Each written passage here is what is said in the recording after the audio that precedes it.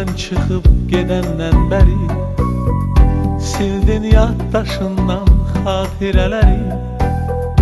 Dəfn ettin bu eşqi sen diri diri, unuttun məni ağlar qoydu zalim intizar.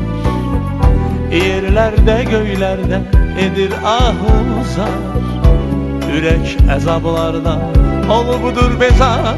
Qələm göz yaşıyla bircə söz yazar. Unuttun bəxt ulduzum söndü, dünyam qaraldı. Unuttun qəlbimdə susmayan bir səs ucaldı. Unuttun məni, unuttun məmli xatirələr solub saraldı. Unuttun qəlbimdə susmayan bir səs ucaldı. Unuttun məni.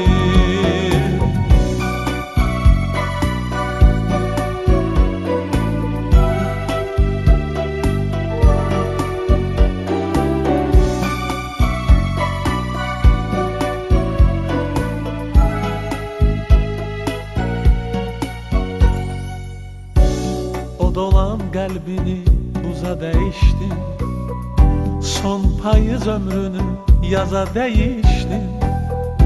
Müqəddəs andını sözə dəyişdin. Unuttun məni ağlar qoydu zalim intizar.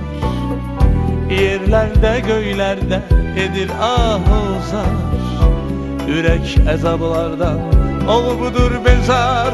Qələm göz yaşıyla bircə söz yazar. Unuttun bəxt ulduzum söndü, dünyam qaraldı.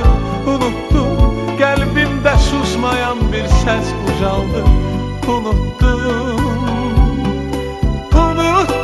məni, unuttun məmli xatirələr solub saraldı. Unuttun qəlbimdə susmayan bir səs ucaldı. Unuttun məni.